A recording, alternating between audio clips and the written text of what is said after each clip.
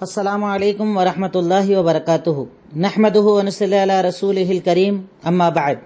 الحمدللہ سیرت النبی کا آج 31واں درس ہے، سیرت النبی درس نمبر 31، جس میں انشاءاللہ آپ کے سامنے غزوہ تبوک کی کچھ ڈیٹیل میں رکھنے کی کوشش کروں گا۔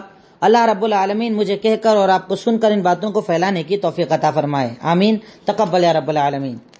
پچھلے درس کے اندر میں نے آپ کے سامنے غزوہ حنین اور غزوہ طائف کا تذکرہ کیا تھا۔ میں نے بتایا تھا اس کے اندر سارے معاملات، غزوہ حنین کے اندر مسلمانوں کے ساتھ کیا حالات بنے ان کا تذکرہ کیا، غزوہ طائف کے اندر کیا کیا معاملات ہوئے ان کا تذکرہ کیا۔ اس کے بعد اب سن 9 ہجری محرم کے اندر اللہ کے نبی صلی اللہ علیہ وسلم جب طائف سے واپس آئے، آپ نے آنے کے بعد عمرہ کیا۔ عمرہ کرنے کے بعد جب آپ مدینہ آئے، جیسا میں نے آپ کو بتا دیا تھا کہ آپ مدینہ چلے گئے تھے اور مدینہ والوں سے آپ نے کہہ دیا تھا کہ میرا تمہارے ساتھ ہی جینا ہے اور تمہارے ساتھ ہی مرنا ہے، میں تمہارے ساتھ ہی رہوں گا، چاہے حکومتیں ہاتھ میں آ جائے، چاہے طاقتیں ہاتھ میں آ جائے، میں تمہارا ساتھ چھوڑنے والا نہیں ہوں۔ اب اللہ کے نبی صلی اللہ علیہ وسلم جب مدینہ تشریف لاتے ہیں، مدینہ آنے کے بعد اللہ کے نبی صلی اللہ علیہ وسلم نے عمال بھیجنے کا کام شروع کیا، عاملوں کو بھیجا۔ الگ الگ قبیلے، الگ الگ لوگ جو اسلام پر آ رہے تھے، جو اسلام قبول کر رہے تھے، ان قبیلوں کی طرف آپ نے مسلمانوں کو ذمہ دار بنا کر بھیجا تاکہ وہ جائیں اور ان کے اندر صدقوں کی وصولی کرنا، دین کی باتیں سکھانا، اچھائی برائی کا پیغام دینا، یہ سارے کام اس دور میں عاملوں کے ہوا کرتے تھے، عمال کے ہوا کرتے تھے۔ ایک طریقے سے آپ نے قبیلے کا ذمہ دار بنا کر کچھ لوگوں کو بھیجا تھا۔ اب تقریباً یہ 16 لوگ تھے جنہیں اللہ کے نبی صلی اللہ علیہ وسلم نے الگ الگ علاقوں کا ذمہ دار اور عامل اور صدقہ وصول کرنے والا بنا کر بھیجا تھا۔ میں ان کے نام ذکر نہیں کروں گا، آپ چاہیں تو سیرت سے ان کے نام رحیق المختوم سے لکھ سکتے ہیں، پر چونکہ ناموں کے اندر بہت زیادہ ڈیٹیل ہیں، 16 نام صحابہ اکرام کے، پھر 16 قبیلوں کے نام، بہت زیادہ نام ہو جاتے ہیں۔ اب اتنا بھی لکھ لیں تو کافی ہیں کہ اللہ کے نبی جب طائف کے سفر سے واپس لوٹے تو آپ نے الگ الگ قبیلوں کی طرف ذمہ دار بنا کر صحابہ اکرام کو بھیجا تھا کہ آپ وہاں جائیے، وہاں ذمہ داری سنبھالیے، وہاں جا کر سب کا زکوٰۃ صدقات وصول کیجیے اور لا کر بیت المال میں جمع کروائیے۔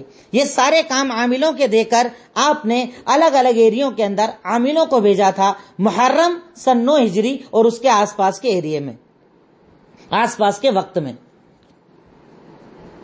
اب جب یہ کام آپ کا مکمل ہوا، اسی سن 9 ہجری کی ابتدا کے اندر اللہ کے نبی صلی اللہ علیہ وسلم نے کچھ سریے بھیجے تھے۔ جیسا میں پہلے بتا چکا ہوں، سریہ کہا جاتا ہے کہ اللہ کے نبی صلی اللہ علیہ وسلم خود نہ جائیں، صحابہ اکرام کو کسی چھوٹی چھوٹی مہم پر بھیجیں۔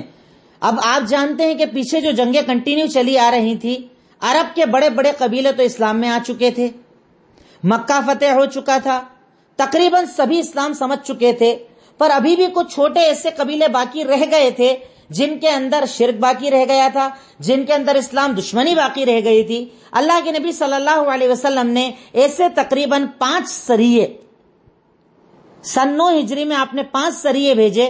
میں صرف سریے کا نام، ذمہ دار کا نام اور کن کی طرف بھیجا تھا یہ بتاؤں گا، زیادہ ڈیٹیل نہیں بتاؤں گا، کیونکہ اس کی ڈیٹیل بھی ہمارے لیے اتنی زیادہ ضروری نہیں جتنا ہمارے لیے تاریخ کو جاننا ضروری ہے، اللہ کے نبی صلی اللہ علیہ وسلم کے غزوات کو جاننا ضروری ہے۔ اب محرم سن 9 ہجری میں اللہ کے نبی صلی اللہ علیہ وسلم نے 5 سریے بھیجے تھے۔ پہلا سریہ تھا سریہ عیینہ بن حسن، حسن یا حسن دونوں کہا جاتا ہے ان کو، ہا صاد نون، سریہ عیینہ بن حسن یا حسن،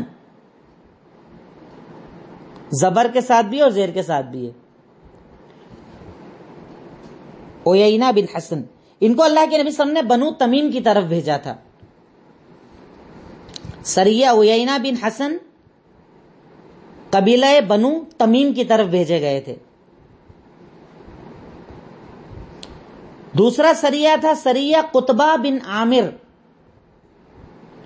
سریہ قطبہ بن عامر جو آپ نے خف ام کی طرف بھیجا تھا، خا سا عین میم، سریہ قطبہ بن عامر، یعنی قطبہ بن عامر ذمہ دار تھے اور بھیجا تھا ان کو قبیلہ خف ام کی طرف۔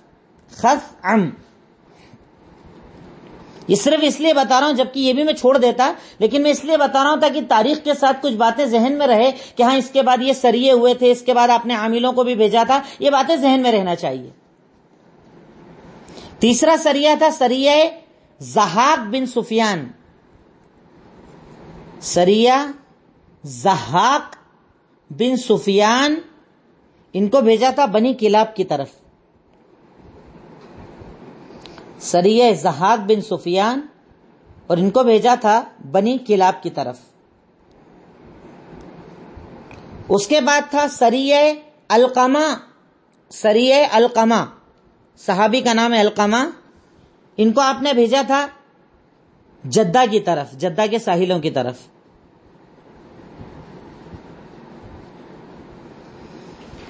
اور آخری سریہ تھا سریہ علی بن ابی طالب قبیلہ طئی کی طرف. جو حاتم طائی مشہور ہے نا اپنے یہاں، حاتم طائی کہا جاتا ہے، وہ اصل میں قبیلہ طئی کے تھے، اس لیے کیونکہ بہت زیادہ سخاوت تھی ان کے اندر. اور انہی میں عدی بن حاتم تھے، ان کے بیٹے تھے جو صحابی رسول تھے، بہت مشہور صحابی تھے جن کا نام عدی بن حاتم رضی اللہ تعالیٰ عنہ تھا. وہ حاتم بن طئی کے بیٹے تھے. طئی کو اپنے یہاں طائی کہا جاتا ہے اصل میں. سریہ بن علی بن ابی طالب جو قبیلہ طئی کی طرف بھیجے گئے تھے. یہ الگ الگ چھوٹے چھوٹے سریے تھے جس کا مقصد تھا ان قبیلوں کے اندر اگر تھوڑی بہت سرکشی بھی باقی ہو تو اسے ختم کر دیا جائے اور چاروں طرف اسلام کے پرچم کو عام کر دیا جائے، اسلامی فضا بنا دی جائے، اسلامی ماحول بنا دیا جائے. اب اس مقصد سے آپ یہ چیز ذہن میں رکھیے گا، اپنے میں ایک بار پھر ریپیٹ کر رہا ہوں کہ اللہ کے نبی صلی اللہ علیہ وسلم نے سن 9 ہجری کے اندر طائف سے جب واپس مدینہ واپس آئے، آپ نے پہلے تو 16 لوگوں کو الگ الگ ایریے کا عامل بنا کر بھیجا کہ تم وہاں جاؤ، صدقہ وصول کر کے آؤ، بیت المال کو منظم کرو، وہاں جا کر لوگوں کے اندر دین کو منظم کرو. پھر اس کے بعد آپ نے 5 سریے بھیجے تاکہ چھوٹے چھوٹے قبیلے جن کے اندر ابھی بھی سرکشی باقی ہے انہیں پوری طرح ختم کر دیا جائے. اس کے بعد ایک بہت بڑا غزوہ ہے جس کا نام ہے غزوہ تبوک، رجب سن 9 ہجری. غزوہ تبوک رجب سن 9 ہجری.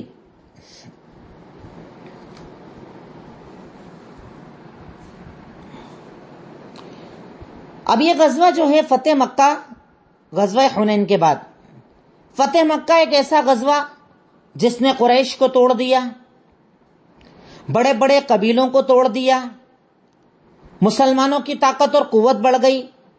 یہ وہی غزوہ جس کے بارے میں اللہ رب العالمین نے قرآن میں ارشاد فرمایا اذا جاء نصر اللہ والفتح ورأيت الناس يدخلون في دین اللہ افواجا. سورہ نصر میں اللہ تعالیٰ نے ذکر کیا نا کہ جب اللہ کی نصر و فتح آ گئی، یہ فتح مکہ ہی تھی، اور اس کے بعد لوگ فوج در فوج یعنی کنٹینیو اسلام کے اندر داخل ہونا شروع ہو گئے تھے. ایک بڑی تعداد مسلمانوں کی اسلام میں داخل ہونے کے لیے لوگ بے قرار ہو گئے تھے. اسلامی اخلاق، اسلامی کردار، اسلامی غزوات، ان ساری چیزوں سے اسلام کا پرچم بھی بڑھ گیا اور اسلامی دائرہ بھی وسیع ہو گیا اور تقریباً پورے عرب کے اندر بلکہ عرب سے باہر بھی اسلام پھیلنا شروع ہو گیا. اب جب یہ معاملہ مسلمانوں کا مشہور ہونے لگا، ایک طاقت تھی جو ابھی بھی ان کے خلاف تھی اور اس طاقت کا نام تھا رومی طاقت. یہ رومی طاقت برابر مسلمانوں پر نظر رکھتی تھی، مسلمانوں کے حالات پر نظر رکھتی تھی.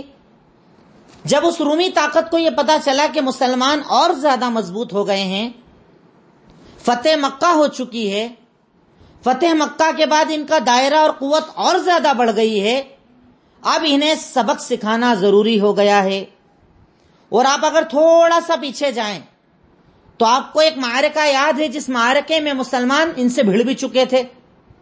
وہ معرکہ تھا معرکہ موتا، کہ جس کے اندر حارث بن عمیر رضی اللہ تعالیٰ عنہ جو رسول تھے اللہ کے رسول کے، یعنی آپ نے ان کو یہاں پر سے خط لے کر بھیجا تھا تو ان کو قتل کر دیا گیا تھا. ان کا بدلہ لینے کے لیے مسلمان گئے، حالانکہ اس کے اندر کوئی فتح نہیں ہوئی تھی، پر رومیوں کے اندر ایک بات تو بیٹھ گئی تھی کہ یہ بڑی طاقت بن گئے ہیں، ہم سے بھڑنے کے لیے آ گئے، اتنے بڑے لشکر کے سامنے اتنے سے ٹک گئے. تو کہیں نہ کہیں رومیوں کے دماغ میں اب جو ایک طاقت بچی تھی جسے ختم کرنا ضروری تھا وہ تھے مسلمان، کہ اگر انہیں نہ چھوڑا گیا، انہیں اسی حال پر چھوڑ دیا گیا تو وہ وقت دور نہیں جب یہ روم تک پہنچ جائیں گے. ہم لوگوں کو بھی ہم لوگوں کے اوپر بھی غالب آ جائیں گے، ہمیں بھی ختم کر دیں گے، اس لیے ان کو سبق سکھانا بہت ضروری ہے۔ اس مقصد سے رومیوں نے مسلمانوں کے خلاف غزوے کی تیاری کی کہ مسلمانوں پر حملہ کیا جائے گا، مسلمانوں کے خلاف جنگ کی جائے گی، ان کے ایریے میں ہی جا کر ان کو ختم کرنا ہے۔ اس غرض سے رومیوں نے تیاریاں شروع کر دی۔ اب ایک طرف رومیوں کی تیاری اور ان رومیوں کا سپورٹ کرنے والے منافقین جو مدینہ کے اندر بھرے پڑے تھے، کیونکہ میں نے آپ کو پہلے بھی بتایا کہ مکہ کے اندر نفاق نہیں تھا۔ مکہ والے کیسے تھے؟ کھلے دشمن، یا تو مسلمان ہو جاتے تھے یا کھلے دشمن ہو جاتے تھے۔ پر مدینہ کے اندر ایسے لوگ موجود تھے جو منافق تھے۔ یہ وہ منافق تھے جو برابر مسلمانوں کے خلاف جنگ کا انتظار کیا کرتے تھے کہ بس موقع ملے اور مسلمانوں کو مٹایا جائے، موقع ملے اور مسلمانوں کو برباد کیا جائے۔ اب پتہ چلتا ہے کہ رومی ایک بڑی تیاری کرتے ہیں، چونکہ اللہ کے نبی صلی اللہ علیہ وسلم کا نیٹ ورک تو مضبوط تھا ہی صحیح، اور آپ کو معلوم تھا کہ آپ کے خلاف آپ کا دشمن کون ہو سکتا ہے، سب پر نظر رکھا کرتے تھے۔ اب آپ کو یہ خبر آتی ہے کہ رومیوں نے تیاری شروع کر دی ہے، رومی تیاری کر رہے ہیں، اور رومیوں کی تیاری مطلب کوئی نارمل قریش والی جنگ تو تھی نہیں، بہت بڑی جنگ ہونے والی ہے، بہت بڑی طاقت ہے، اور طاقت یقیناً وہ تھی بھی۔ صحابہ کرام کے دلوں میں بھی کہیں نہ کہیں ہلکا پھلکا خوف آنا شروع ہو گیا، اور ان منافقوں نے اس وقت کو اپنے لیے غنیمت جانا، کیونکہ منافق تو انتظار میں تھے ہی صحیح کہ کوئی موقع ملے اور ہم اپنا سپورٹ، اپنا وہ کام مسلمانوں کے خلاف استعمال کریں اور مسلمانوں کو ختم کر دیں۔ اب ان منافقوں نے کیا حرکت شروع کی؟ اس کے لیے آپ نے ایک مرتبہ سورہ توبہ ضرور پڑھیے گا۔ سورہ توبہ میں اللہ رب العالمین، یہ اسی لیے سورہ توبہ کو سورۃ الفاضحہ بھی کہا جاتا ہے، کیونکہ اس سورت میں اللہ تعالیٰ نے منافقوں کو ایک طریقے سے پورا اوپن کر دیا تھا، ساری خصلتیں، ساری برائیاں، ساری چیزیں کھول کھول کر بیان کر ڈالی تھی، اور اسی لیے منافق اس سورت کو پسند نہیں کرتے تھے۔ سورہ توبہ، اس کے اندر اللہ تعالیٰ نے غزوہ تبوک کا بھی تذکرہ کیا ہے اور منافقوں کی خصلتوں کا بھی تذکرہ کیا ہے۔ اب ان منافقوں کو جب پتا چلا کہ ان لوگوں نے، رومیوں نے ایک لشکر بنایا ہے، مسلمانوں پر حملہ کرنے والے ہیں، تو انہوں نے سازشیں شروع کر دی، ان تک خطوط بھیجنا شروع کر دیے، ہم آپ کے ساتھ ہیں، ہم آپ کے سپورٹ میں ہیں، جب بھی ضرورت پڑے گی ہم آپ کا ساتھ دیں گے۔ اسی مقصد سے ان لوگوں نے مدینہ میں ایک مسجد بنائی تھی جس کا نام تھا مسجد زرار، جسے اللہ نے قرآن میں مسجد زرار کہا ہے۔ سورہ توبہ ضرور پڑھیے گا بغیر ترجمے کے ساتھ، تو انشاءاللہ آپ کو منافقت اور ایمان دونوں میں فرق سمجھ میں آ جائے گا۔ ایک مسجد بنائی جس مسجد کا نام تھا مسجد زرار۔ اب مسجد بنائی اور اللہ کے نبی کو آ کر کیا بول رہے ہیں؟ اللہ کے نبی، ہمارا تھوڑا گھر آپ کی مسجد سے دور پڑتا ہے، تو ایک بار ایسا کرو، آپ ہماری مسجد آ کر ذرا نماز پڑھ دو تو ہم بھی اس کو کنٹینیو کر لیں اور مسجد بنا لیں گے اس کو۔ اب اللہ کے نبی کو چونکہ اس وقت علم نہیں تھا، آپ نے بھی ارادہ کر لیا جانے کا۔ اللہ تعالیٰ نے وحی کر کے بتایا کہ مسجدن زرارا، یہ مسجد زرار مطلب تکلیف دینے والی مسجد ہے۔ یہ مسجد ایک پلاننگ کے تحت بنائی گئی ہے کہ وہاں پر یہ لوگ ہتھیار جمع کریں گے، مسلمانوں کے خلاف پلاننگ کریں گے، رومیوں کا سپورٹ کریں گے، ہر وقت جب بھی ممکن ہوگا اس مسجد میں میٹنگ کر کے مسلمانوں کو مٹایا جائے گا۔ تو اللہ کے نبی ایسی مسجد میں کبھی نماز مت پڑھیے آپ، اور آپ نے اس مسجد کو گرانے کا حکم دے دیا کہ اس مسجد کو گرا دیا جائے، مسجد کو منہدم کر دیا جائے، ڈھا دیا جائے۔ تو ان منافقوں نے اس وقت کے اندر ایک مسجد بنائی، مسجد زرار۔ اللہ کے نبی کو اللہ رب العالمین نے بتایا کہ اس مسجد کا مقصد کیا ہے، اور حکم دیا کہ اس مسجد کو آپ گرا دیجئے۔ آپ نے مسجد کو گرا دیا، منافقوں کی خصلتوں کو سمجھ گئے، منافقوں کے حالات آپ کو اللہ تعالیٰ نے دیکھیے، آپ مطلب ایک بار صرف پڑھیے گا سورہ توبہ، بڑا کھل کے اللہ رب العالمین نے ان کے حالات کو بتایا ہے۔ مسلمانوں کے خلاف ان کے دلوں میں حسد بھرا ہوتا ہے، کینہ بھرا ہوتا ہے، مسلمانوں کی جیت سے انہیں تکلیف ہوتی ہے، مسلمانوں کو تکلیف پہنچے تو خوش ہو جاتے ہیں، قرآن حدیث کا مذاق اڑاتے ہیں، دین کا مذاق اڑاتے ہیں، دینی شعائر کا مذاق اڑاتے ہیں۔ اور آج اگر آپ مسلمانوں کی صفیں دیکھیں تو ان میں بھی ایسے بہت سارے منافق مل جائیں گے جو مسلمانوں کی خوشی پر غم اور غم پر خوشی کا اظہار کرتے ہیں، شاعر کی ہنسی اڑاتے ہیں. مجھے تعجب ہوتا ہے. چلیے وہ ایک نفاق تو ان کے پاس اعتقادی نفاق تھا, عقیدے کا نفاق تھا, پر آج ہمارے یہاں کے عمل کا نفاق نہیں پایا جاتا. لوگ داڑھیوں پر چٹکلے بناتے ہیں, پردے پر چٹکلے بناتے ہیں, نمازوں پر چٹکلے بناتے ہیں, روزے صدقات پر چٹکلے بناتے ہیں. انہیں شرم آنا چاہیے دین کا مذاق اڑانے کے پہلے, اور اگر ڈر نہیں لگتا تو ایک بار سورہ توبہ ضرور پڑھ لے کہ اس میں اللہ تعالیٰ نے کہا ہے کہ یہ حرام ہے کہ دینی شاعر کا مذاق اڑایا جائے. یہاں تک کہ کہا مذاق اڑانا تو دور, اگر کسی جگہ اللہ کے دین کا مذاق اڑایا جا رہا ہے وہاں بیٹھنا بھی حرام ہے. اب اگر کوئی آپ کے واٹس ایپ پر ایسے چٹکلے بھیجے تو اس کو آپ کو بلاک کر دینا چاہیے, تعلقات توڑ دینا چاہیے جو دین کا مذاق اڑاتا ہے. بلکہ ہم تو ایسے چٹکلوں کو اور آگے بڑھاتے ہیں. اللہ تعالیٰ ہم لوگوں کو ہدایت دے. بہرکیف ان منافقوں نے باقاعدہ پلان کیا, سازشیں شروع کی.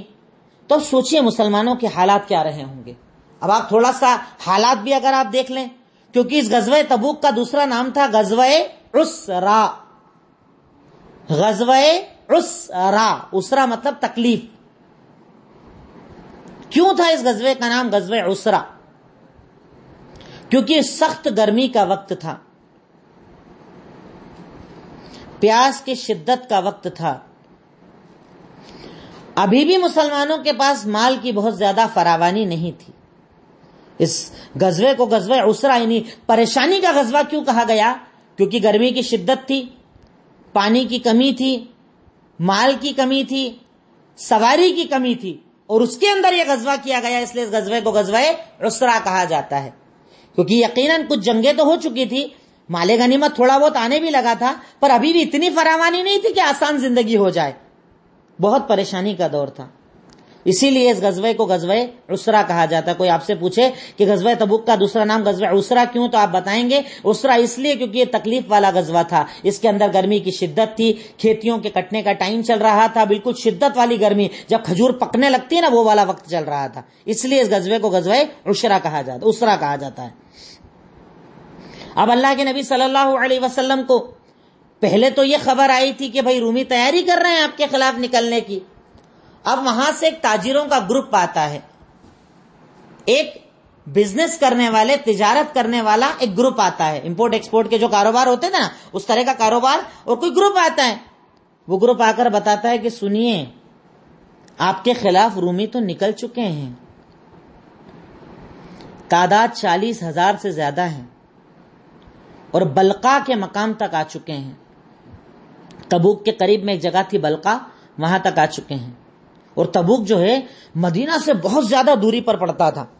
اب جب ان تاجروں نے آپ کو خبر دی کہ وہ لوگ بہت قریب آ چکے ہیں, بلقا کے مقام پر آ چکے ہیں, 40,000 کی تعداد ہے, اللہ کے نبی صلی اللہ علیہ وسلم نے صحابہ کرام کو نکلنے کا حکم دیا کہ اب ہمیں نکلنا ہوگا, اب ہمیں تیاری کرنا ہوگی, کیونکہ ہمارا دشمن ہمارے قریب آ چکا ہے. اب آپ اعلان کرواتے ہیں کہ اس غزوے کے اندر سب کو نکلنا ہے, اس غزوے کے اندر سب کو جانا ہے, سب کو اس غزوے کے اندر شامل ہونا ہے. اللہ کے نبی صلی اللہ علیہ وسلم کا یہ اعلان ہوتا ہے. اب سوچئے آپ, ایک لمبا غزوہ, تقریباً مدینہ سے 700 کلومیٹر دور جانا ہے تبوک کی طرف, ملک شام کی جو سرحدیں ہوتی ہیں اس طرف جانا ہے, کیونکہ رومی لشکر ملک شام ہی سے آ رہا تھا. سب کو نکلنے کے لیے کہا. لمبا سفر, شدت کی گرمی. اب ایک اللہ کے نبی کی ایک عادت تھی, اس سے پہلے غزوات میں آپ کو یہ بات بتا چکا ہوں کہ جب آپ کو کہیں جانا ہوتا تھا آپ ڈائریکٹ جگہ نہیں بتاتے تھے تاکہ دشمن کو خبر نہ ہو اور آپ پہنچ جائیں.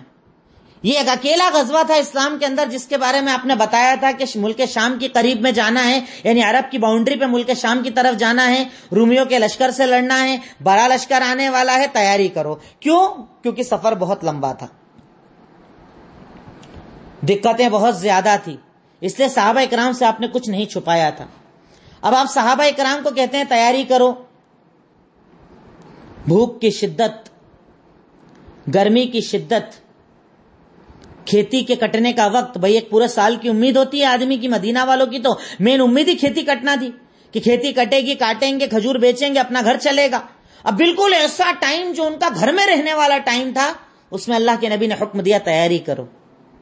صحابہ کرام کے جذبے کو آپ کیا سمجھیں گے اور کیسے سمجھیں گے, اور کیسے صحابہ کرام کی عظمت دل میں آئے گی جب ابھی کے اس موسم میں گھر کے باہر نکل کر ذرا کھڑے ہونا.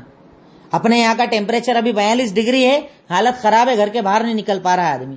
اور صحابہ کرام اور مدینہ کی گرمی، عرب کی گرمی، اور جب کوئی جھاڑ نہیں، ریگستان، پہاڑ ریگستان میں سفر کرنا ہے، اونٹوں پر جانا ہے، کار اور اے سی میں نہیں جانا ہے. صحابہ کرام کے اندر کون سا ایمان رہا ہوگا، کون سا توکل رہا ہوگا، کون سا بھروسہ رہا ہوگا. اور اسی لیے اللہ نے کہا کہ رضی اللہ عنہم ورضوا عنہ، اللہ ان سے راضی ہوا، وہ اللہ سے راضی ہوا. کیونکہ ان کا مقام ایسا تھا، ان کا مرتبہ ایسا تھا، ان کا جذبہ ایسا تھا کہ ان کے لیے نہ گرمی اہمیت رکھتی تھی، نہ بھوک اہمیت رکھتی تھی، نہ پیاس اہمیت رکھتی تھی. ان کے لیے اگر اہمیت تھی تو اللہ کے نبی صلی اللہ علیہ وسلم کی اہمیت. اگر آپ کہہ دیں کام کرنا ہے، بات ختم. آپ نے بول دیا نا، بات ختم، اس کے علاوہ کچھ نہیں ہو سکتا. اب اس کے بعد اللہ کے نبی صلی اللہ علیہ وسلم نے کہا تیاری کرو. صحابہ کرام تیاریوں میں لگ گئے. صحابہ کرام اپنے اعتبار سے سفر پر جانے کی تیاری کرنے لگے. اسی سورۃ توبہ کو جب آپ پڑھیں گے تو اس میں یہ تک تذکرہ ملتا ہے کہ اللہ کے نبی صلی اللہ علیہ وسلم کے پاس سواری کی بہت زیادہ کمی تھی. مطلب اونٹ وغیرہ گھوڑے زیادہ تھے نہیں. تو کچھ لوگ آئے کہ اللہ کے نبی ہم بھی چلنا چاہتے ہیں، ہمیں لے لیجئے. آپ نے کہا میرے پاس سواری نہیں ہے، میں کیسے لے لوں. روتے روتے واپس گئے کہ اللہ اکبر، کاش ہم آپ کے پاس سواری ہوتی اور آپ ہمیں بھی لے چلتے اور ہمیں بھی شہادت مل جاتی. گرمی کی شدت میں موت ڈھونڈنے جا رہے ہیں، گرمی کی شدت میں شہادت ڈھونڈنے جا رہے ہیں. یقیناً یہ صحابہ کرام ہی تھے، یہ صحابہ کرام ہی کا مقام تھا کہ اللہ کے نبی صلی اللہ علیہ وسلم کی اس پلاننگ کو سمجھتے ہوئے تیاری میں لگ گئے. اب اللہ کے نبی صلی اللہ علیہ وسلم کے سامنے الگ پلاننگ تھی. اب آپ کے ذہن میں کیا مقصد، کیا پلان بنا ہوا تھا؟ پلان یہ تھا کہ ان رومیوں کو ان کے مقام پر ختم کرنا ضروری ہے تاکہ مسلمانوں کی طاقت اور بڑھ جائے. چھوٹے چھوٹے قبیلے جو جگہ جگہ کھڑے ہوئے ہیں وہ رومیوں کے سامنے ہماری لڑائی دیکھ کر ختم ہو جائیں. مسلمانوں کی طاقت اور رعب ساری دنیا کے اندر عام ہو جائے.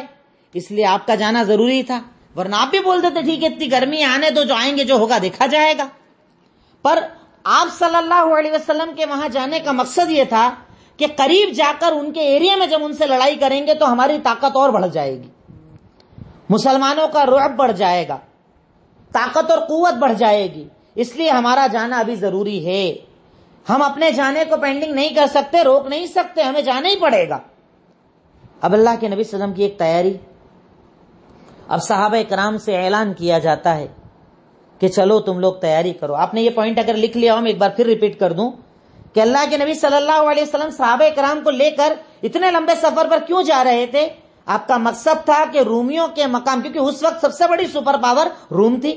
اب روم اتنی بڑی سپر پاور سے لڑنے کے لیے جب آپ خود نکل رہے ہیں، صحابہ کرام کے ساتھ جا رہے ہیں اور صحابہ کرام کو تیار کر رہے ہیں، تو یقیناً چھوٹی طاقت تو یوں ہی دب جائے گی، چھوٹے موٹے قبیلے تو یوں ہی ختم ہو جائیں گے مسلمانوں کے رعب سے کہ جب یہ رومیوں سے لڑ کر آ گئے تو ہماری اوقات اور حیثیت کیا، کچھ بھی نہیں. آپ کے پاس ایک پورا پلان تھا.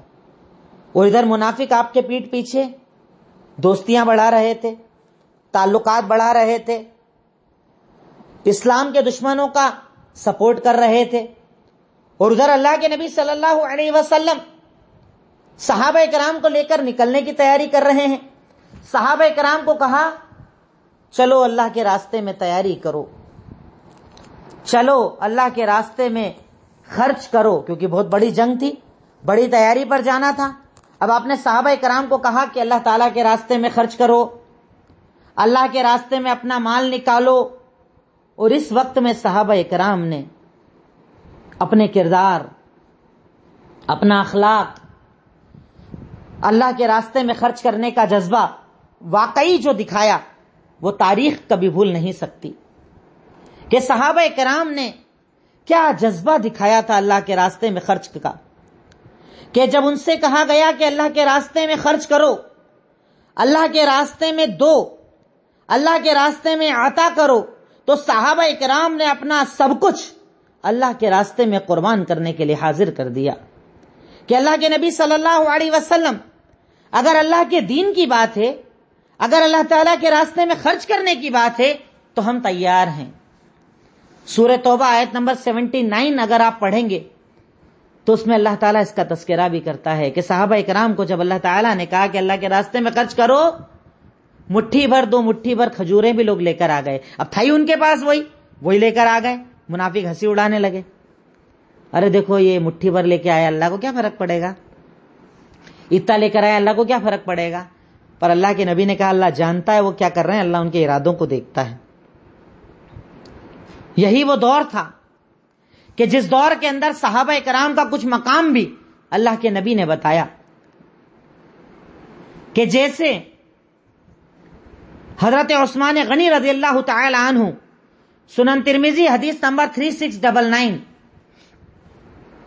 سنن ترمذی حدیث نمبر 3699، حضرت عثمان کی فضیلت جو اس مقام پر پتہ چلی کہ اللہ کے نبی نے کہا اللہ کے راستے میں خرچ کرو، کون اللہ کے راستے میں دے گا اور جنت لے لے گا؟ عثمان غنی کھڑے ہوئے اور کہا اللہ کے نبی میں اللہ کے راستے میں 200 اونٹ اور 200 اونٹ کا پورا سامان اور 200 درہم اللہ کے راستے میں دوں گا۔ 200 اونٹ، 200 اونٹوں کا سامان اور 200 درہم میں اللہ کے راستے میں دوں گا۔ اللہ کے نبی نے جنت کی بشارت دی اور کہا بیٹھ جاؤ۔ کہا کون ہے اللہ کے راستے میں خرچ کرے گا؟ پھر عثمان غنی کھڑے ہوئے، کہا میں 100 اونٹ کا سامان اور 100 تقریباً اوقیہ، یا اس کو الگ الگ لوگوں نے درہم بھی کہا ہے، کچھ لوگوں نے اوقیہ بھی کہا ہے، یعنی درہم سے زیادہ کی تعداد ہے، کہا میں دوں گا۔ یعنی ایک بار 200 دے دیا، پھر ایک بار کھڑے ہوئے، پھر بولا پھر 100 دوں گا، اس کے بعد ایک اور بار دوں گا۔ اور بعض تاریخ لکھنے والوں نے لکھا ہے کہ تقریباً 900 اونٹ کے برابر صدقہ حضرت عثمان غنی نے دیا۔ اور اس کے بعد جب اللہ کے نبی صلی اللہ علیہ وسلم نے ایک اور بار اعلان کیا کہ کون اللہ کے راستے میں دے گا اور اسے جنت دے دی جائے، تو عثمان غنی 1000 دینار لے کر آئے۔ دینار مطلب سمجھتے نا، سونا، دینار سونے کا ہوتا تھا۔ 1000 دینار لے کر آئے اور اللہ کے نبی کی گود میں رکھ دیے۔ کیا جذبہ تھا ان لوگوں کے اندر دینے کا، کیا جذبہ تھا! اللہ قبول کر لے اس جذبے کو اور ہمیں بھی ویسے ہی جذبے والا بنا دے۔ 1000 دینار لائے اور اللہ کے نبی صلی اللہ علیہ وسلم کی گود میں رکھ دیا۔ جب انہوں نے گود میں یہ مال رکھا تو اللہ کے نبی نے انہیں یہ بشارت دی، ما ضر عثمان ما عمل بعد اليوم، کہ اگر عثمان غنی آج کے بعد کوئی نیک عمل نہ بھی کرے تو اللہ اس سے راضی ہے، اسے جنت دے دے گا۔ اللہ اکبر! لوگ الزام لگاتے ہیں حضرت عثمان غنی پہ، یہ وہ عثمان ہے۔ سنن ترمذی حدیث نمبر 3699 صحیح روایت، ارشاد فرمایا کہ عثمان غنی نے آج وہ عمل کر دیا ہے کہ اس کے بعد یہ عمل کرنا چھوڑ بھی دے تو اسے کوئی نقصان نہ ہوگا۔ یہ عثمان غنی کا مقام اللہ تعالیٰ کی نظر میں، اللہ کے نبی کی نظر میں۔ سنن ترمذی حدیث نمبر 3699۔ اسی دور کے اندر 2 اور صحابہ کرام تھے جنہوں نے اللہ کے راستے میں خرچ کرنے کا اپنا جذبہ اللہ رب العالمین کے سامنے بتایا تھا۔ اب عثمان غنی کا اللہ رب العالمین کے راستے میں یہ خرچ کرنا جس کا تذکرہ میں کر چکا ہوں، اسی سنن ترمذی حدیث نمبر 3675، سنن ترمذی حدیث نمبر 3675، 2 اور صحابہ تھے کہ جب اللہ کے نبی صلی اللہ علیہ وسلم نے کہا غزوے کے لیے جانا ہے تیاری کرو، 2 صحابہ کرام، ان میں ہمیشہ کمپٹیشن چلا کرتا تھا آخرت کا۔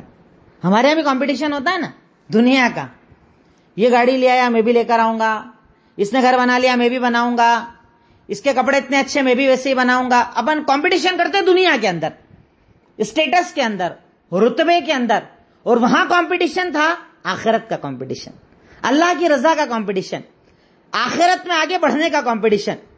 اللہ کے نبی صلی اللہ علیہ وسلم نے کہا جاؤ اللہ کے راستے میں کون خرچ کرنا چاہتا ہے، بہت شدت والا غزوہ ہے، اللہ کے راستے میں خرچ کرو۔ 2 صحابہ کرام دوڑے، ابو بکر صدیق اور عمر ابن خطاب رضی اللہ تعالی عنہ، دونوں دوڑے گھروں کی طرف۔ عمر تھوڑا زیادہ مال لے کر آئے، ابو بکر تھوڑا کم لے کر آئے۔ عمر خوش ہو گئے کہ آج تک تو ابو بکر آگے جاتے تھے اللہ کے کاموں میں، آج میں آگے ہو گیا، آج میں جیت گیا کیونکہ مال میرے پاس زیادہ ہے، ابو بکر صدیق کے پاس مال کم ہے۔ اللہ کے نبی صلی اللہ علیہ وسلم نے عمر ابن خطاب سے سوال کیا، گھر میں کیا چھوڑ کر آئے ہو؟ یعنی جو مال لائے ہو کیا لائے ہو اور کیا چھوڑ کر آئے ہو؟ کہا اللہ کے نبی صلی اللہ علیہ وسلم گھر گیا، جو کچھ تھا 2 حصوں میں بانٹا، آدھا بھی بچوں کو دے کے آیا ہوں اور آدھا آپ کے لیے لے کر آ گیا ہوں، ختم بات، آدھا ہی لے کر آ گیا ہوں۔ ہم لوگ کیا صدقہ کرتے ہیں؟ گڈی کے بیچ میں 10 کا نوٹ، 20 کا نوٹ، پرانے کپڑے، پرانا کھانا، باسی کھانا۔ صحابہ کرام اللہ کے راستے میں کیا دیتے تھے، اور اس کے بعد بھی ڈرتے تھے کہ اللہ راضی ہوگا کہ نہیں ہوگا۔ یہی وہ عمر ابن خطاب کہ آدھا مال اللہ کے راستے میں دینے آئے ہیں، اور ان کے تاریخ نگاروں نے لکھا کہ عمر ابن خطاب کے چہرے پر 2 کالی لکیریں تھیں رونے کی وجہ سے، وہ ڈرتے تھے کہ کہیں اللہ مجھ سے ناراض نہ ہو جائے۔ یہ عمر ابن خطاب، آدھا لے کر آ گیا ہوں۔ اب ابو بکر صدیق سے پوچھا تو کیا لے کر آئے ہو؟ تم کیا لے کر آئے ہو؟ تمہارے پاس کیا ہے؟ کہا اللہ کے نبی صلی اللہ علیہ وسلم گھر گیا، جو تھا سب لے آیا ہوں، گھر میں صرف اللہ اور اس کے رسول کا نام چھوڑ کر آیا ہوں۔ اللہ اکبر۔ عمر ابن خطاب کہتے ہیں کہ اس دن سے میں نے توبہ کر لی کہ ابو بکر صدیق سے میں کمپٹیشن نہیں کر سکتا، اس جتنا اللہ کے راستے میں آگے بڑھنے والا کوئی ہو ہی نہیں سکتا۔ یہ صحابہ کرام کا کردار تھا۔ اور اس کے بعد یہی وہ ابو بکر صدیق کے انتقال کے وقت رو رہے ہیں، اور پوچھا ہے رونے کی وجہ کیا ہے؟ تو کہا کاش کہ میں ایک جھاڑ ہوتا، مجھے اکھاڑ دیا جاتا اور جانور مجھے کھا جاتے، مجھے اللہ سے حساب سے ڈر لگتا ہے کہ اللہ کے سامنے حساب کیا دوں گا۔ وہ ابو بکر صدیق کہ جس سے اللہ کے نبی نے کہا تھا کہ تم جنتی ہو، عمر ابن خطاب کو کہا تم جنتی ہو، وہ عمر کے جس کو کہا کہ تو اگر راستے پر چلتا ہے نا تو شیطان اپنا راستہ بدل لیتا ہے۔ ان لوگوں نے اللہ کے راستے میں اتنا خرچ کیا، اور یہ لوگ مرد تو مرد، عورتوں نے اپنے زیور نکال کر دے دیے، اپنے پہننے کی چیزیں نکال کر زیورات دے دیے اللہ کے راستے میں، کہ اللہ کے نبی آپ کا اعلان ہے اللہ کے راستے میں دینے کا، اب اگر ہم آپ کو خود اپنے آپ کو بھی دے سکتے ہیں تو اپنے آپ کو بھی دے دیں گے، کیونکہ ہمیں اللہ کے راستے میں خرچ کرنا۔ اور ان کے مقابلے میں منافقین پیسہ بچانا، پیسہ جوڑنا، جھوٹ بولنا۔ اب صحابہ کرام نکلنے کی تیاری کر رہے ہیں اور منافق عذر پیش کر رہے ہیں، جھوٹ بول رہے ہیں۔ اللہ نے پورا سورہ توبہ میں ایک دم کلیئر ان کے سارے کھول کر رکھ دیا، آیت نمبر 41 کے بعد پڑھیے گا، کھول کر ان کی ساری باتوں کو رکھ دیا ہے۔ جھوٹ بولے آ کر، اللہ کے نبی کو اللہ نے بتا دیا جھوٹ بول رہے ہیں، پر آپ کو کوئی ٹینشن لینے کی ضرورت نہیں ہے، کیونکہ اگر یہ جائیں گے بھی نا آپ کے ساتھ تو تکلیف ہی پہنچائیں گے، نہ جائیں وہ زیادہ بہتر ہے۔ کوئی بولتا میرے پاس سواری نہیں ہے، کوئی بولتا بہت بزرگ ہوں، کوئی بولتا بہت بیمار ہوں، کوئی بولتا گھر میں سنبھالنے والا نہیں ہے، جھوٹ بولتے گئے اور آپ ان کو چھوڑتے گئے، مت جاؤ، کوئی دقت نہیں۔ اب پورے مدینہ کے اندر یا تو منافق بچے تھے، یعنی غزوہ تبوک کے لیے جب اللہ کے نبی نکلے اور آپ کی تعداد تھی 30,000 اور رومیوں کی تعداد تھی 40,000۔ رومی لشکر کی تعداد تھی 40,000 اور اللہ کے نبی کے صحابہ کی تعداد تھی 30,000۔ اور 30,000 کو لے کر جب آپ مدینہ سے نکلے تو مدینہ کے اندر کون کون بچے تھے؟ یا تو منافق،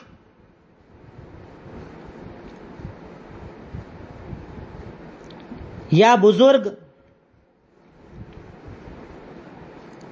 یا بچے،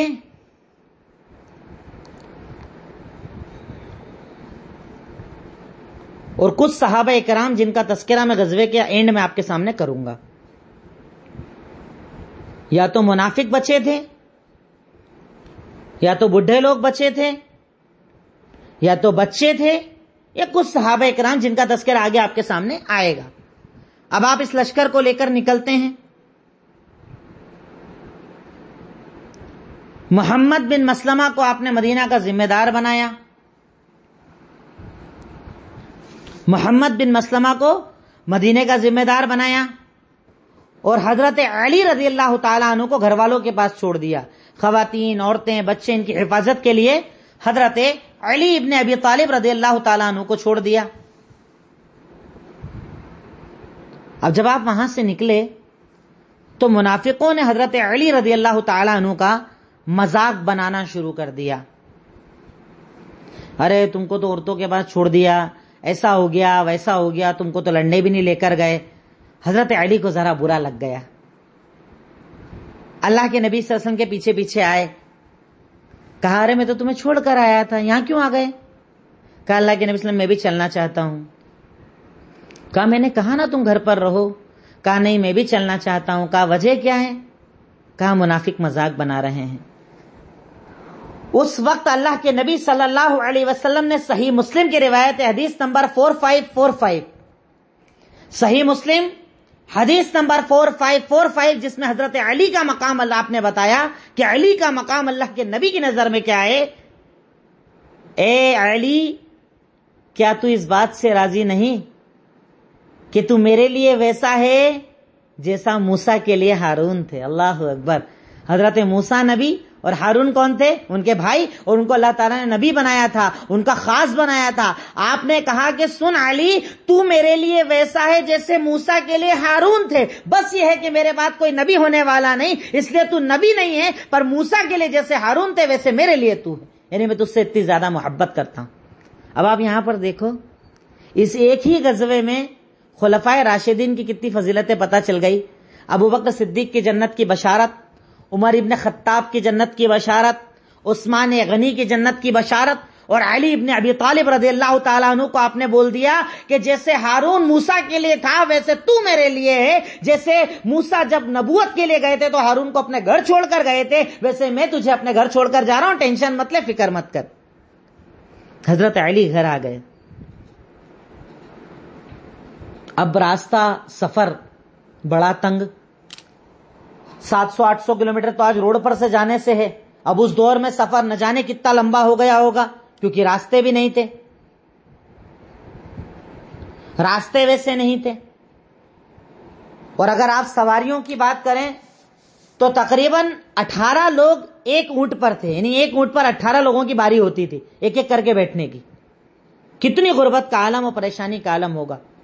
شدت کی بھوک، شدت کی پیاس، شدت کی گرمی، اور چلے جا رہے ہیں سفر کے اندر، ریگستان میں، پہاڑوں میں چلے جا رہے ہیں صرف اللہ کی رضا کے لیے، صرف اللہ کو راضی کرنے کے لیے اور اللہ کے نبی کی محبت میں. چلتے چلتے ہجر نام کی بستی آئی، جس کا ذکر اللہ رب العالمین نے قرآن میں کیا ہے. قوم سمود جہاں رہا کرتی تھی، ہجر نام کی بستی، جہاں پر قوم سمود پر عذاب آیا تھا. اور یہ لوگ کیا کرتے تھے؟ پہاڑوں کو کاٹ کاٹ کے گھر بنا دیا کرتے تھے. بڑی طاقتور قوم تھی. جب آپ کا گزر وہاں سے ہوا تو آپ نے کہا یہ وہ جگہ ہے جہاں اس بستی پر عذاب آیا تھا، اس لیے یہاں رکو مت، یہاں سے جلدی سے گزر جاؤ، کہیں تم پر اللہ کا عذاب نہ آ جائے. کیونکہ جس جگہ عذاب آیا ہو کسی قوم پر اس جگہ زیادہ رکنا نہیں چاہیے. بس دیکھتے ہوئے، اگر آپ دیکھنے بھی گئے تو دیکھ کر گزر جائیے تاکہ عبرت لگے، نصیحت لگے. اللہ کے نبی نے کہا ہجر نام کی بستی ہے، جلدی نکل جاؤ. اب گرمی بڑھ گئی. صحابہ اکرام اللہ کے نبی کے پاس آئے. کہا اللہ کے نبی صلی اللہ علیہ وسلم سنیے، گرمی بہت زیادہ ہے، بہت شدت کی گرمی ہے، پانی بھی ختم ہو رہا ہے، دعا کر دیجئے اللہ سے. آپ اللہ سے دعا مانگتے ہیں، اللہ اسی وقت بادل کا ایک ٹکڑا بھیجتا ہے اور بارش نازل کر دیتا ہے. صحابہ اکرام پیٹ بھر کر پیتے بھی ہیں اور پانی کو اسٹور بھی کر لیتے ہیں. پھر وہاں سے آگے بڑھے، تبوک کے مقام پر پہنچے، جہاں پر جنگ ہونے والی تھی، جہاں پر غزوہ کیا جانا تھا. تبوک کے مقام پر پہنچ گئے. اب مسلمان تو آ گئے 30,000 کی تعداد، لیکن رومیوں کا وہ لشکر جو بلقا کے مقام تک آ چکا تھا، جب ان کو یہ پتا چلا کہ مسلمان ہمارے نکلنے سے ڈرنے کی بجائے آگے بڑھ کر ہمارے پاس آ گئے ہیں، تبوک تک پہنچ گئے ہیں، یعنی یہ قوم ڈرنے والی نہیں، یہ قوم موت سے نہیں ڈرتی، یہ قوم گرمی سے نہیں ڈرتی، یہ قوم کسی پریشانی سے نہیں ڈرتی. اس قوم کو اگر کچھ چاہیے تو وہ اللہ کی رضا اور شہادت. رومیوں کے دلوں میں ڈر پیدا ہو گیا، خوف پیدا ہو گیا، اور جنگ سے پہلے ہی ان کی فوجیں بھاگ جاتی ہیں، چھپ جاتے ہیں، بھاگ جاتے ہیں، نکل جاتے ہیں اپنے علاقوں کی طرف، اور بنا جنگ لڑے اللہ کے نبی صلی اللہ علیہ وسلم اس جنگ کو جیت جاتے ہیں. اسلامی رعب کی وجہ سے، مسلمانوں کی طاقت کی وجہ سے، مسلمانوں کی شجاعت اور بہادری کی وجہ سے اللہ کے نبی صلی اللہ علیہ وسلم اس جنگ کو جیت جاتے ہیں. آپ اس میدان میں رکتے ہیں، وہاں ایک خطبہ دیتے ہیں. اس خطبے کے اندر مسلمانوں کو ہمت اور طاقت دلاتے ہیں. زندگی ہے آگے، جب بھی موقع ہے اللہ کی رضا کے لیے جمے رہنا، اللہ کے دین کے لیے جمے رہنا، اپنے آپ کو کمزور مت ہونے دینا، اپنے آپ کو کبھی بھی ہلکا مت پڑنے دینا۔ اللہ تعالیٰ تمہارے ساتھ ہے، اللہ کی مدد تمہارے ساتھ ہے، یہ بول کر آپ نے انہیں مضبوط بنایا۔ وہیں رہتے ہوئے ملک شام اور رومیوں کے کچھ علاقے تھے جو ان کے انڈر میں آتے تھے، وہاں پر آپ نے مسلمانوں کی چھوٹی چھوٹی ٹکڑیوں کو بھیجا اور ان کو اسلامی حکومت کے اندر کر لیا۔ ان کے چاہے تو آپ نام لکھ سکتے ہیں۔ ایک جگہ کا نام تھا ایلا، ایلا، جربا، مینا، 3 جگہ لکھ لیجئے کافی ہے، ایلا، جربا اور مینا، اور ایک دومت الجندل، چوتھی جگہ دومت الجندل۔ یہ وہ کچھ جگہیں ہیں جو مسلمانوں کی حکومت میں آ گئیں، جو اس سے پہلے رومیوں کے ہاتھ میں تھیں۔ جزیہ دینے کی شرط پر وہ لوگ راضی ہو گئے اور مسلمانوں کا حکومت یا مسلمانوں کی طاقت اور قوت ان لوگوں پر ہو گئی۔ اب اس کے بعد اللہ کے نبی صلی اللہ علیہ وسلم جب اس جگہ سے مطمئن ہو گئے، مسلمانوں کا عروج چاروں طرف عام ہو گیا، بچے کچے قبیلے بھی اسلام کے اندر آ گئے۔ اب آپ دوبارہ مدینہ کی طرف ریٹرن ہوتے ہیں، مدینہ کی طرف آتے ہیں۔ مدینہ آنے کے لیے جب مدینہ کے قریب پہنچتے ہیں اور دور سے مدینہ نظر آتا ہے، اللہ کے نبی دیکھ کر کہتے ہیں ہذہ طابہ، یہ طیبہ یا طابہ یعنی بڑی اچھی جگہ ہے۔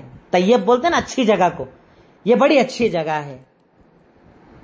احد پہاڑ کو دیکھ کر کہا کہ یہ احد پہاڑ ہے، یہ ہم سے محبت کرتا ہے اور ہم اس سے محبت کرتے ہیں۔ اللہ اکبر، پہاڑ کی فضیلت بتا رہے ہیں کہ یہ پہاڑ ہم سے محبت کرتا ہے اور ہم اس سے محبت کرتے ہیں۔ یہ بڑا پیارا پہاڑ ہے۔ تقریباً 50 دن لگے آپ کو آنے اور جانے، اور اس غزوے کے اندر جانے سے لے کے آنے تک 50 دن کا وقفہ ٹوٹل خرچ ہوا تھا۔ آپ ریٹرن ہو گئے۔ ریٹرن ہونے کے بعد آپ مسجد آئے، آپ کی عادت تھی، آپ کہیں سے بھی جب سفر سے ریٹرن آتے تھے نا، پہلے آپ مسجد آتے تھے۔ مسجد آنے کے بعد نماز پڑھی، اللہ کا شکرانہ ادا کیا۔ شکریہ ادا کرنے کے بعد اللہ کے نبی صلی اللہ علیہ وسلم سلام پھیر کر بیٹھ گئے۔ اب سارے منافق آنا شروع ہوتے ہیں، تقریباً 80 سے زیادہ منافق تھے اس وقت۔ وہ آنا شروع کرتے ہیں ایک ایک کر کے۔ ہمارے نہ جانے کی یہ وجہ تھی، کہا جو تم نے بولا میں نے مان لیا، اندر کی بات اللہ کو پتا ہے۔ یہ بول کر آپ نے سب کا عذر لے لیا، میں بزرگ تھا، تیرا عذر میں نے لے لیا، باقی اللہ کے سپرد۔ میرے گھر پہ کوئی نہیں تھا، تیرا عذر میں نے لے لیا، باقی اللہ کے سپرد۔ یعنی انہیں اللہ کے سپرد چھوڑتے ہوئے کہ تمہارا اندر کا معاملہ اللہ جانتا ہے، پر جو تم باہر مجھے بول رہے ہو نا، میں نے مان لیا، اور ان سے آپ نے بیعت کر لی کہ ٹھیک ہے میں نے تمہیں معاف کر دیا، تم نہیں گئے تھے تو۔ اب اسی دور کے اندر 3 صحابہ اکرام تھے جو اپنی کوتاہی کی وجہ سے رک گئے تھے، جن کی کوئی کمی یا جن کا کوئی عذر نہیں تھا۔ اگر آپ چاہیں تو میں بیان کر دوں اس کو 5-6 منٹ کے اندر یہ واقعہ۔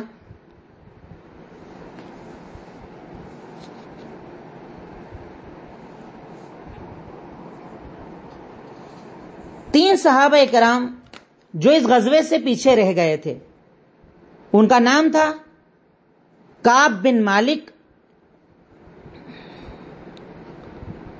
مرارہ بن ربیع اور ہلال بن امیہ۔ یہ 3 صحابہ کرام تھے جو اپنی وجہ سے، یعنی کوئی عذر نہیں تھا، کوئی غلطی نہیں تھی، پر نہیں جا پائے تھے جنگ کے اندر۔ اب سارے منافق آ رہے ہیں، ایک ایک کر کے مسجد میں آ رہے ہیں اور توبہ کرتے جا رہے ہیں، ایک ایک کر کے آ رہے ہیں، توبہ کرتے جا رہے ہیں، ایک ایک کر کے آ رہے ہیں، توبہ کرتے جا رہے ہیں کہ ٹھیک ہے ہماری یہ غلطی تھی، ہماری یہ غلطی تھی، ہماری یہ غلطی تھی، اس وجہ سے نہیں گئے۔ اب آپ سے ہم کو پتا تھا کہ سب جھوٹ بول رہے ہیں، پر آپ نے کیا بولا کہ تم جو بول رہے ہو میں نے مان لیا، باقی کر دیا اللہ کے سپرد. بھئی اللہ زیادہ جاننے والا ہے, اللہ کے سپرد میں نے کر دیا. ٹھیک ہے, یہ بات بول کر آپ نے ان کے عذر کو قبول کر لیا. اب اسی دور میں جب سارے لوگ عذر کر رہے تھے, تب آتے ہیں کعب بن مالک رضی اللہ تعالی عنہ. اللہ کے نبی صلی اللہ علیہ وسلم کے پاس آئے. آپ نے غصے والی نظر سے, غصے والی ہنسی, جیسے آپ کبھی کبھی اسمائل دیتے ہیں نا, غصے والی اسمائل, کہ اسمائل تو دے رہا ہو پر آپ کا مقصد اسے چمکانا ہے, کہ نہیں میں ہنس نہیں رہا ہوں, میں تو چمکا رہا ہوں, جو کرتے ہیں نا اپنے یہاں, وہ والا مقصد, کہ ہنس نہیں رہے ہیں آپ صلی اللہ علیہ وسلم. اب ایسے ہنسے کہ ان کو سمجھ میں آ گیا بہت غصے کے اندر ابھی مجھ سے. اب اللہ کے نبی صلی اللہ علیہ وسلم نے جیسے غصے سے دیکھا, وہ ذرا ٹینشن ہو گیا. کہا کیا ہوا تھا, کہاں تھے, کیوں نہیں آئے تھے, کیوں نہیں گئے تھے؟ کہا دیکھیے اللہ کے نبی صلی اللہ علیہ وسلم, کوئی پرابلم مجھے تھی نہیں. صحابہ اکرام کا کیا معاملہ تھا کہ یہاں جھوٹ تو چلنے والا ہے نہیں, اب یہاں کیا جھوٹ بولوں میں, جو ہے سو ہے, کچھ نہیں, میری کوئی کمی امی کوئی غلطی نہیں تھی, مطلب میرے پاس کوئی ٹینشن نہیں تھا. دیکھو جب آپ نے بولا نا کہ نکلو, میں کیا سوچ رہا تھا کہ سب کے پاس تو سواری نہیں, میرے پاس تو سواری رکھی ہوئی ہے, آپ جب نکلو گے فٹافٹ نکل جاؤں گا, کوئی مسئلہ وسلہ تو ہے ہی نہیں میرے پاس. کہا ٹھیک ہے. اب آپ نے نکلنے کا بولا, میں اپنے کام میں لگا رہا. پھر آپ نے بولا آج نکل رہے ہیں, تب بھی میں نے سوچا کوئی دقت نہیں, نکل چلوں گا. پھر جب آپ نکل بھی گئے تو میں نے بولا میری سواری بہت اچھی ہے, تھوڑی دور جا کے مل جاؤں گا. پر ایسا ہو گیا نا کہ چلتے چلتے اب تو بہت دوری چلے گئے. اب اس کے بعد کعب بن مالک کہتے ہیں جب میں مدینہ کے اندر نکلتا تو مدینہ میں صرف منافق دکھتے, یا تو بزرگ دکھتے, اور کوئی دکھتا ہی نہیں تھا, صرف منافق چاروں طرف, اور کوئی نظر نہیں آتا تھا. بڑا ٹینشن ہو گیا, بڑی فکر ہو گئی. اب اللہ کے نبی صلی اللہ علیہ وسلم کے پاس آئے. آپ صلی اللہ علیہ وسلم کو سارا عذر دیا, سارا عذر بیان کیا. کہا کیا ہوا تھا, کہا اللہ کے نبی کچھ بھی نہیں ہوا تھا, کچھ بھی نہیں ہوا تھا. اور میری ایک بات سنو, اللہ کی قسم اگر آپ کے علاوہ کوئی اور یہاں پر بیٹھا ہوتا نا, میں اللہ تعالیٰ نے مجھے بات چیت کی اتنی صلاحیت دی ہے کہ آپ کے علاوہ اگر کوئی اور بیٹھا ہوتا نا, وہ کبھی بولتا ہی نہیں کہ میں نے جھوٹ بولا ہے, میں اس کے پاس سے نکل جاتا. اللہ نے مجھے بولنے کی اتنی اچھی طاقت دی ہے. پر میں جانتا ہوں آپ کے سامنے غلط بول بھی دوں گا تو اللہ وہی کر دے گا, میاں جھوٹ تھوڑی چلے گا, میں بول ہی نہیں سکتا نا غلط, تو آپ کے سامنے تو کچھ بھی ہو ہی نہیں سکتا نا, سوال ہی نہیں ہے. کہا ٹھیک ہے, اب تیرا معاملہ اللہ کے سپرد, تیرا معاملہ اللہ کے سپرد. اللہ جب تک تجھے معاف نہ کرے گا میں معاف نہ کروں گا. اللہ اکبر. یہ جیسی پلٹے, گھر والوں نے بولا, رشتہ داروں نے بولا کیا ہے یہ کعب, مانگ لیتا اللہ سے معافی بعد میں, ابھی تو نکلتا یہاں سے, ابھی تو مسئلہ ختم کرتا, ابھی تو کام ختم کرنا تھا, یہ کیا کر رہی ہے؟ بولے نہیں میں جھوٹ نہیں بول سکتا, جھوٹ ووٹ نہیں چلتا اپنے کو. کہا ٹھیک ہے. اب اللہ کے نبی صلی اللہ علیہ وسلم نے کہا کہ کعب سے کوئی بات نہیں کرے گا, کعب بن مالک سے کوئی بھی بات نہیں کرے گا. اللہ اکبر.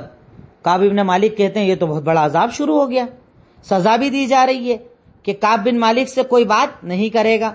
اب وہ کہتے ہیں کہ سب لوگوں نے مجھ سے بات چیت بند کر دی, جہاں جاتا کوئی مجھ سے بات نہیں کرتا, بہت برے حالات میرے ہو گئے, ہر طرف لوگوں کی ناراضگی, کوئی مجھ سے بات نہیں کرتا تھا, بہت پریشانی والی بات ہو گئی. وہ کہتے ہیں میں نے پتا کیا, کیا میرے علاوہ بھی کوئی اور ایسا ہے, مطلب کیا کوئی میرے علاوہ بھی ایسا ہے کہ جس کے ساتھ یہ معاملہ ہوا ہو, اللہ کے نبی صلی اللہ علیہ وسلم نے بات چیت بند کروا دی ہو, ایسا کچھ اور کے ساتھ ہوا ہے کیا؟ تو کہا تیرے علاوہ 2 اور صحابہ اکرام ہیں, 2 اور لوگ ہیں جن کے ساتھ ایسا ہوا ہے. کہا کون ہے؟ تو پتا چلا ایک کا نام ہے ہلال بن امیہ, دوسرے کا نام ہے مرارہ بن ربی. سب لوگوں نے بات چیت بند کر دی. اب وہ کہتے ہیں کہ میرے جو 2 ساتھی تھے نا, وہ تو اس ٹینشن کے مارے گھر کے اندر ہی بیٹھ گئے, مطلب گھر سے نکلتے ہی نہیں تھے. پر میرا معاملہ, میں نوجوان تھا, باہر بھی جاتا, ادھر ادھر نکلتا بھی, سب کچھ کرتا, پر کوئی مجھ سے بات ہی نہیں کرتا تھا. ایک بار میرے بھائی کے پاس میں گیا, میرا بھائی تھا میرا, اس کے پاس چلے گیا کہ بھائی, وہ جواب دینے کو تیار نہیں. کہا تو میرا بھائی ہے نا, مجھے جانتا ہے, میں غلط نہیں ہوں, ٹھیک ہے مجھ سے غلطی ہو گئی. کہا اللہ کے نبی نے منع کیا, ہم تجھ سے بات نہیں کریں گے. کعب بن مالک کہتے کہ میں نماز پڑھنے کے لیے مسجد جاتا, اور میں اس جگہ بیٹھتا جہاں اللہ کے نبی سلام پھیرنے کے بعد دیکھیں گے، یعنی سلام پھیرنے کے بعد منہ جس طرف جائے گا اس طرف میں بیٹھ جاتا کہ کاش میری طرف دیکھ لیں، پر آپ میری طرف نہیں دیکھتے تھے۔ میں سلام آپ کو کرتا اور سلام کرنے کے بعد یہ دیکھتا کہ آپ کے ہونٹ ہلے مجھے جواب دینے کے لیے، پر آپ جواب بھی نہیں دیتے تھے۔ بڑا مشکل وقت ہو گیا، 40 دن تقریباً گزر گئے۔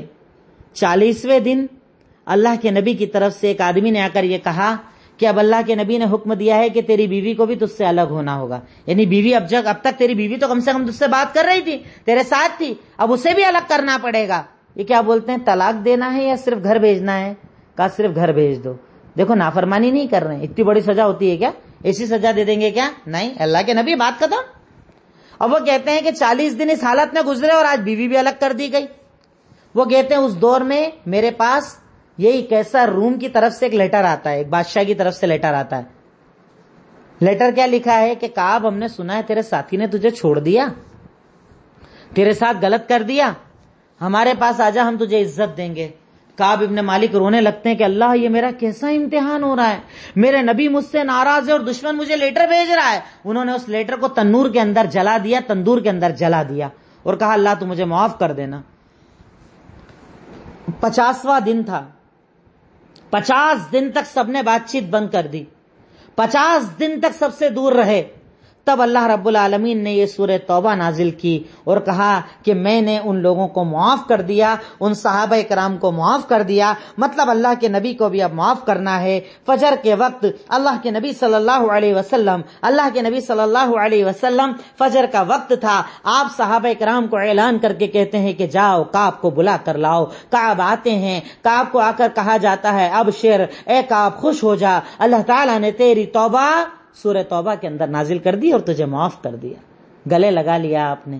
یہ صحابہ کرام کا مقام تھا کہ وہ اللہ تعالیٰ کی رضا کے لیے رکے رہتے تھے، اللہ تعالیٰ کی رضا کے لیے باقی رہتے تھے، اللہ تعالیٰ کے فیصلوں کو تسلیم کرتے تھے، اللہ تعالیٰ سے معافیاں مانگتے تھے، اسلام کی سزاؤں کو برداشت کرتے تھے۔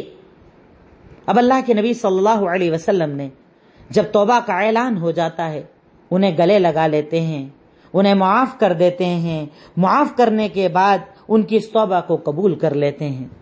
بہرکیف آپ چاہیں تو اس غزوے کی زیادہ ڈیٹیل سورہ توبہ کے اندر آپ پڑھ سکتے ہیں، پر اس غزوے کا نتیجہ صرف ایک آخری پوائنٹ آپ لکھ لیجئے کہ اس غزوے سے نتیجہ کیا نکلا، اس غزوے سے فائدہ کیا نکلا۔ اس غزوے سے فائدہ یہ ہوا کہ پورے جزیرہ عرب کے اندر اسلام پھیل گیا۔ وہ سارے قبیلے جو مسلمانوں کے خلاف وقت آنے کا انتظار کیا کرتے تھے، اب انہیں یہ کنفرم ہو گیا کہ اب مسلمانوں کو ہرانے کی کسی میں طاقت نہیں ہے۔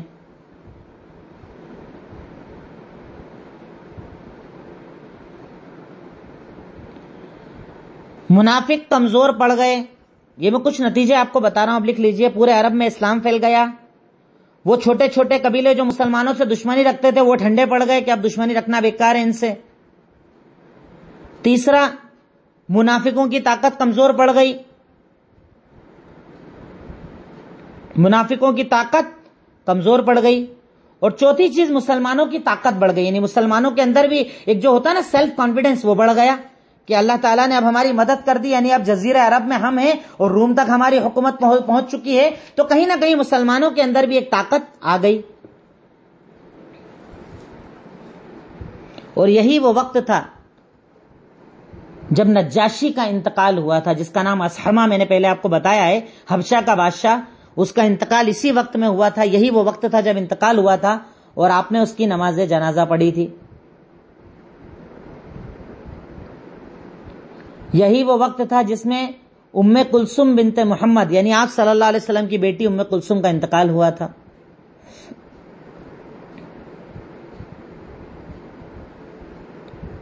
یعنی آپ یہ لکھ سکتے ہیں کہ اس غزوے کے بعد کے کچھ بڑے واقعات، تو اس میں لکھ لیں، بات ختم ہو جائے گی آج کی، کہ اس غزوے کے بعد ایک تو نجاشی کا انتقال ہوا تھا جس کی آپ نے نماز جنازہ پڑھی تھی، دوسرا ام کلثوم رضی اللہ تعالی عنہا جو اللہ کے نبی کی بیٹی تھی ان کا انتقال ہوا تھا، اور تیسرا منافقوں کا سردار عبداللہ بن ابی بن سلول مر گیا تھا اسی سال کے اندر۔ تین چیزیں، تین بڑے واقعات جو اس غزوے کے بعد ہوئے تھے، اسحمہ کا انتقال، ام کلثوم کا انتقال، اور راس المنافقین عبداللہ بن ابی، اس کا بھی انتقال ہو گیا تھا، مر گیا تھا یہ بھی۔ یہ تین بڑے معاملات جو اس غزوے کے بعد ہوئے تھے، اور اس ذریعے سے پورا یہ غزوہ تبوک مکمل ہوا۔ غزوہ تبوک کی ڈیٹیلز آپ کے سامنے آ گئیں۔ اللہ رب العالمین ان باتوں کو ہمیں پھیلانے کی توفیق عطا فرمائے، آمین، تقبل یا رب العالمین۔